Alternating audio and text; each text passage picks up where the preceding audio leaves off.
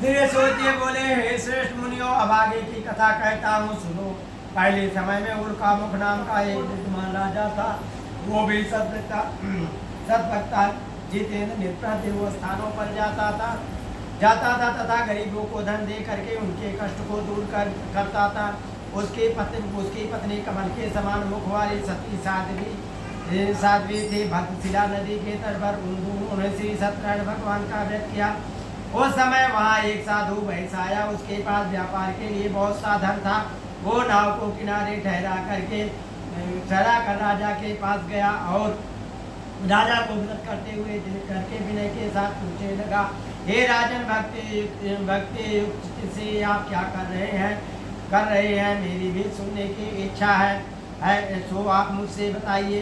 राजा बोले, हे साधु, अपने भाई बंधुओं के साथ पुत्रयाद प्राप्ति के लिए महाशक्तिवान श्री सत्यनारायण भगवान का व्रत व पूजन किया जा रहा है। राजा के वचन सुन करके साधु वो आदर के साथ बोला, हे राजन, मुझसे इसका सब विधान कहो। मैं आपके कथन अनुसार इस व्रत को करूँगा। मेरी भी कोई संतान नहीं है और इसके करने से निश्चय ही होगी। राजा से सब विधान सुनकर व्यापार से निमित्त होकर के आनंद के साथ साधु ने अपनी स्त्री से संतान देने वाले उस व्रत का समाचार सुनाया और कहा, जब मेरे संतान होगी तब मैं इस व्रत को करूँगा। साधु ने ऐसे वचन अपनी स्त्री लीलावती से कहे।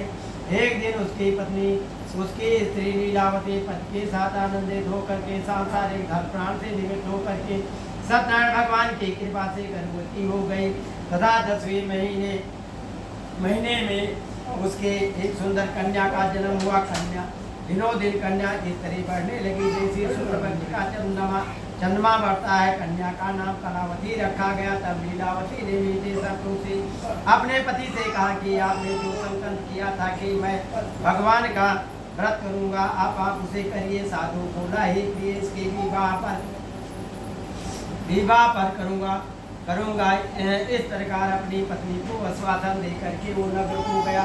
नगर का तुरंत दूतों को बुलाकर कहा कि पुत्री के वास्ते कोई सुयोग वर देख कर लाओ। साधु के आज्ञा पाकर के दूत कंचनपुर नगर पहुंचा और वहाँ पर बड़ी खोज कर देखभाल कर लड़की के वास्ते सुयोग वाले पुत्र को लेकर आए।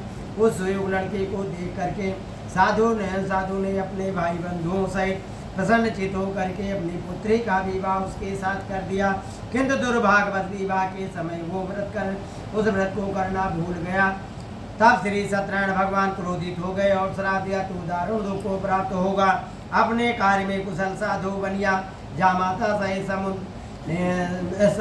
समुद्र के समीप स्थित रतनपुर नगर में गया और वहाँ दोनों ससुर जमाई राजा चंद के उस नगर में व्यापार करने लगे। एक रोज भगवान सत्यनारायण की माया से प्रेरित राजा का धन चुरा कर कोई चोर भागा जा रहा था। किंतु राजा के दूतों को आता देखकर चोर ने घबरा कर भागते हुए धन को वहीं छिपा कर रख दिया जहाँ दोनों ससुर जमाई ठहरे हुए थे। जब राजा के दूतों ने उस साधु वैद्य के पास राजा का धन रखा देखा तो दोनों को बांध कर ले गए और प्रसन्नता के साथ दौड़ते हुए राजा के समीप जाकर बोले, ये दो चोर हम पकड़ कर लाए हैं, देखकर आप आज्ञा दीजिए। तब राजा की आज्ञा से उन दोनों को कठोर कारावास में डाल दिया गया और उनका सब धन छीन लिया गया। सत्यनारायण भगवान के श्राप के द्वारा उनकी पत्नी भी घर पर बहुत दुखित हुई और घर पर जो धन रखा था उसे चोर चुरा ले गए। शारीरिक व मानसिक पीड़ा तथा भूख प्यास से अति दुखित होकर के अन्न की चिंता में कलावती एक ब्राह्मण के घर गई। वहाँ उसने सत्यनारायण भगवान का व्रत होते देखा। फिर कथा सुनी और तथा प्रसाद ग्रहण कर रात को घर आई।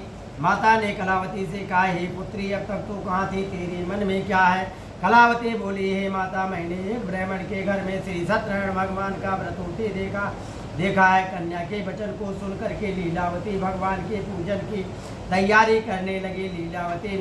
लीलावती ने परिवार और बंधु बांधवों सहित श्री सत्यनारायण भगवान का पूजन किया और वर मांगा कि मेरे पति व दामाद शीघ्र ही आ जाएं। साथ ही प्रार्थना की, हम सबका अपराध क्षमा करो।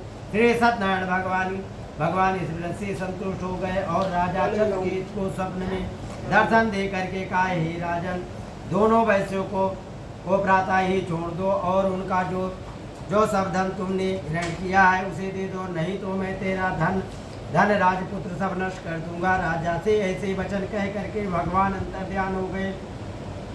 प्रातः का राजा चंद्रकेत ने सभा में अपना स्वप्न सुनाया। फिर उन दोनों वाणी पुत्रों को कैसे मुक्त कराकर सभा में बुलवा दोनों आते ही राजा को नमस्कार किया।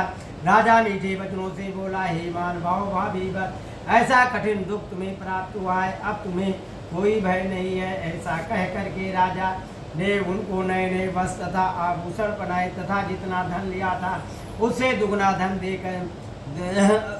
देकर आदर के साथ विदा किया। दोनों वैद्य अपने घर की ओर चल दिए। तृतीय अध्याय। बोलो श्याम सुंदर वृंदावन बिहारी लाल की जय। श्रीमन नारायण नारायण नारायण लक्ष्मण नारायण नारायण नारायण लक्ष्मी नारायण नारायण नारायण सत्य नारायण नारायण नारायण। बोलो सत्यनारायण भगवान की।